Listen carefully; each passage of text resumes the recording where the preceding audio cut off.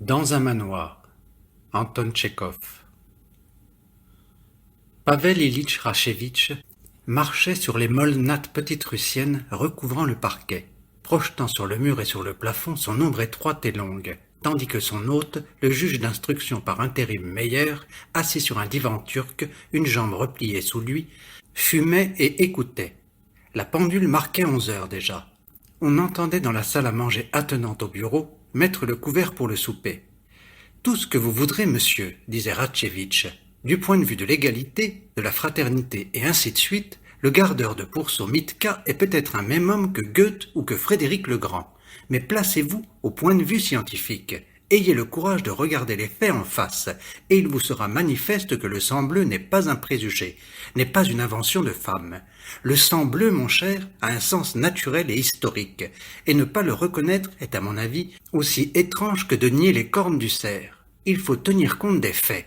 Vous avez étudié le droit et n'avez tâté d'aucune autre science que les sciences morales. Vous pouvez avoir encore des illusions sur le chapitre de l'égalité, de la fraternité, et ainsi de suite. Mais je suis un darwiniste impénitent. Et pour moi, les mots race, aristocratie, sang bleu ne sont pas de vaines appellations. Rachevitch, animé, parlait avec sentiment. Ses yeux brillaient.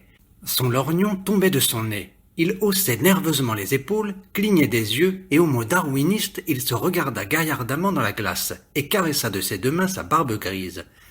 Il était vêtu d'un veston très court et usé, et d'un pantalon étroit. La rapidité de ses mouvements, son air jeune et ce veston court faisaient disparate. Il semblait que sa grosse tête bien intentionnée, à longs cheveux, rappelant celle d'un archevêque ou d'un vieux poète, était accolée à un buste de jeune homme grand, maigre et maniéré. Lorsque Rachevitch écartait fortement ses jambes, sa grande ombre formait comme des ciseaux. Au total, Rachevitch aimait à parler et croyait toujours dire quelque chose de nouveau et d'original. En présence de Meyer, il sentait une particulière excitation d'esprit et un extraordinaire afflux d'idées. Le juge d'instruction lui était sympathique. Sa jeunesse, sa santé, ses belles manières, son sérieux et surtout ses attentions cordiales envers lui-même et envers sa famille l'inspiraient. D'ordinaire, ceux qui connaissaient Rachevitch ne l'aimaient pas et l'évitaient. Il racontait, et il le savait, qu'il avait mis sa femme au tombeau par ses discours.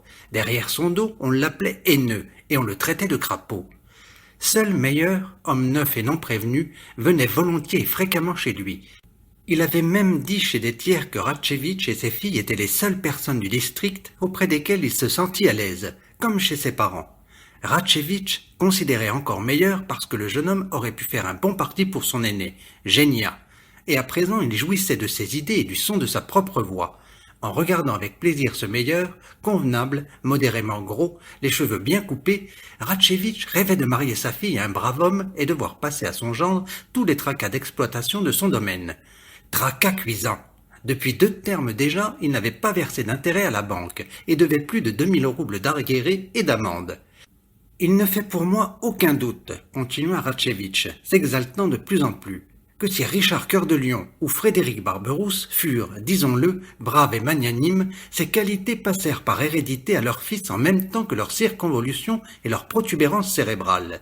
Et si cette bravoure et cette magnificence s'étant conservées dans ce fils par l'éducation et le travail, il épousa une princesse également magnanime et brave, ces qualités passèrent ensuite au petit-fils, et ainsi de suite, jusqu'à constituer une caractéristique d'espèce et à entrer, pour ainsi dire, organiquement dans sa chair et son sang. Grâce à une sévère sélection sexuelle, au moyen de laquelle les familles nobles se gardaient instinctivement des unions désassorties, les jeunes gens nobles n'épousaient pas on ne sait qui. Les hautes vertus spirituelles se transmettaient ainsi dans toute leur pureté d'une génération à l'autre, se fixaient et devenaient avec le temps et l'effort toujours plus parfaites et plus hautes.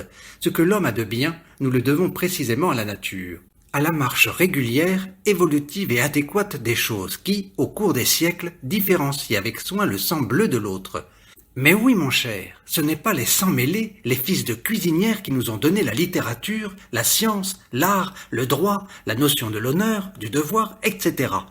L'humanité est exclusivement redevable de tout cela au sang bleu. Et en ce sens, du point de vue de l'histoire naturelle, un piètre Sabakievitch est, par la seule raison qu'il a le sang bleu, bien plus utile et de plus haute valeur que le meilleur de nos marchands, encore que celui-ci ait fondé 15 musées. Que voulez-vous ? Si je ne tends pas la main au sang mêlé ou au fils de la cuisinière, et si je ne le mets pas à table avec moi, Je conserve par là même ce qu'il y a de meilleur sur la terre, et remplis un des plus hauts desseins de la mère nature qui nous achemine vers la perfection. » Rachevitch s'arrêta et lissa sa barbe de ses deux mains. Son ombre, en forme de ciseau, s'arrêta aussi sur le mur. « Prenons notre mère Russie, poursuivit-il, les mains enfoncées dans ses poches et plantées tantôt sur ses talons, tantôt sur la pointe des pieds. Quels sont ses meilleurs citoyens? Considérez nos artistes célèbres, nos littérateurs, nos compositeurs. Qui sont-ils? Tous, mon cher, des représentants du sang bleu. Pouchkine, Gogol, Lermontov, Tourgueniev, Gontcharov, Tolstoï, ce ne sont pas des fils de chantres. Gontcharov était d'origine marchande, dit Meyer. Et après, l'exception confirme la règle. Et encore, pour ce qui est du génie de Gontcharov, on peut beaucoup discuter. Mais laissons les noms et revenons aux faits. Que direz-vous, par exemple, mon cher monsieur, d'un fait aussi éloquent que celui-ci? Dès qu'un sang mêlé se faufile là où on ne le laissait pas pénétrer, dans le grand monde, dans les sciences, la littérature, dans les emsvo, dans la magistrature, remarquez que la nature elle-même se met à défendre les hautes lois humaines, et c'est elle qui, la première, déclare la guerre à cette horde. De fait, dès qu'un sang mêlé est monté dans le traîneau d'autrui, il commence à s'aigrir, à dépérir, à perdre l'esprit, à dégénérer. Vous ne rencontrerez nulle part autant de neurasthéniques, d'invalides psychiques, de tuberculeux et de crève-la-faim que parmi ces chéris-là. Ils meurent comme mouches en automne. N'était cette dégénérescence salutaire, il ne resterait pas depuis longtemps pierre sur pierre de notre civilisation. Le sang mêlé aurait tout ruiné, englouti. Dites-moi, de grâce, ce que nous a donné jusqu'ici cette invasion, que nous a apporté ce sang mêlé. Rachevitch prit une mine mystérieuse, effrayée, et poursuivit. Jamais encore notre science et notre littérature n'ont été à un niveau aussi bas que maintenant. Les hommes d'aujourd'hui, mon bon monsieur, n'ont ni idéal ni idée. Toute leur impulsion n'est pénétrée que d'un seul esprit, dépouiller autrui pour le mieux, et arracher à chacun sa dernière chemise. Tous les gens d'à présent qui se font passer pour avancés et honnêtes, vous pouvez les acheter pour 1 rouble, et les intellectuels contemporains se distinguent par cette particularité que, quand vous leur parlez, il vous faut fortement tenir votre poche, sans quoi ils vous soustrairaient votre portefeuille. Rachevitch fit un clignement d'œil et se mit à s'esclaffer. « Je vous assure, affirma-t-il d'une voix grêle et joyeuse, qu'ils vous le soustrairont. Et la moralité? » « Quelle moralité ?» Rachevitch regarda du côté de la porte. On ne s'étonne plus aujourd'hui lorsqu'une femme dévalise son mari et l'abandonne. Ce ne sont là que broutilles. Présentement, mon ami, une fillette de 12 ans fait en sorte d'avoir un amant. Et tous nos spectacles de société et nos soirées littéraires ne sont organisés que pour attraper plus aisément un riche usurier et se faire entretenir par lui. Les mères vendent leurs filles et on demande sans embâche aux maris quel prix ils vendent leurs femmes. On peut même marchander, mon cher. Meyer, qui tout le temps s'était tu et restait assis immobile, se leva soudain et regarda sa montre. « Pardon, Pavel Ilitch, dit-il, il est grand temps que je rentre. » Mais Pavel Ilitch, qui n'avait pas encore fini de parler, le saisit à travers le corps et, l'ayant fait s'asseoir de force, lui jura qu'il ne le laisserait pas partir sans souper. Et Meyer, assis, écouta de nouveau. Toutefois, il regardait maintenant Rachevitch avec une perplexité inquiète, comme s'il ne commençait qu'à présent à le comprendre. Des taches rouges apparurent sur son visage. Quand la femme de chambre entra enfin pour dire que les demoiselles priaient que l'on vînt souper, il soupira allègrement et sortit le premier du cabinet. Dans la pièce voisine, les 2 filles de Rachevitch, Genia et Ireida, l'une 24 ans et l'autre 22, étaient assises à table, toutes 2 très pâles, les yeux noirs et de même taille. Genia avait les cheveux sur les épaules et Ireida une coiffure savante. Avant de se mettre à manger, elles avalèrent chacune un petit verre d'eau-de-vie amère, avec l'air de n'y avoir pas pris garde et comme si ce fût la première fois de leur vie. Et toutes 2 prirent des mines confuses et éclatèrent de rire. « Allons, fillettes, leur dit Rachevitch, pas de folie. » Genia et Ireida parlaient français entre elles et russe avec leur père et son hôte. S'interrompant l'une l'autre et entremêlant le russe et le français, elles se mirent à raconter vite comment, à pareille époque, en août, elles partaient les années précédentes pour l'Institut, et comme c'était gai. Maintenant, elles n'avaient à aller nulle part et étaient contraintes de demeurer à la campagne été et hiver. Quel ennui! Fillette, pas de folie, répéta Rachevitch. Il voulait parler et éprouver une sorte de jalousie quand les autres parlaient. Et voilà, mon cher, où en sont les choses, reprit-il en regardant affectueusement le juge d'instruction. Par bonté, par simplicité, et de peur qu'on ne vous soupçonne d'être vieux jeu, nous fraternisons, passez-moi le mot, avec des rien du tout. Nous prêchons la fraternité et l'égalité avec les accapareurs et les cabaretiers. Mais si nous voulions réfléchir, nous verrions à quel point est criminelle notre bonté. Nous avons agi de telle façon que notre civilisation ne tient plus qu'à un cheveu. Mon cher, ce que nos ancêtres ont mis des siècles à acquérir sera bafoué d'aujourd'hui pour demain et détruit par ces un dernier modèle. Après le souper, on passa au salon. Genia et Reida allumèrent les bougies du piano et ouvrirent leur musique. Cependant, leur père continuait de parler, et on ne savait pas quand il finirait. Déjà les jeunes filles regardaient avec tristesse et ennui leur père égoïste, pour lequel, évidemment, le plaisir de parler et de briller passait avant le bonheur de ses filles. Meilleur, le seul jeune homme qui, elle le savait, vint chez elle pour elle-même, l'infatigable vieux l'accaparait et ne le lâchait pas d'une ligne. Pareil aux chevaliers d'Occident qui repoussèrent l'invasion mongole, nous devons, tandis qu'il n'est pas trop tard, poursuivait Ratchevitch d'un ton de prédicateur en levant la main droite, nous devons nous unir et frapper ensemble notre ennemi. Il faut que j'apparaisse à un sang mêlé, non pas un Pavel Ilitch, mais un Richard Cœur de Lion, fort et terrible. Cessons donc avec lui nos gentillesses. Basta. Convenons tous que si le sang mêlé s'approche trop près de nous, nous lui jetterons aussitôt à la face ces mots de mépris. Bas les mains, grillons, à ton trou.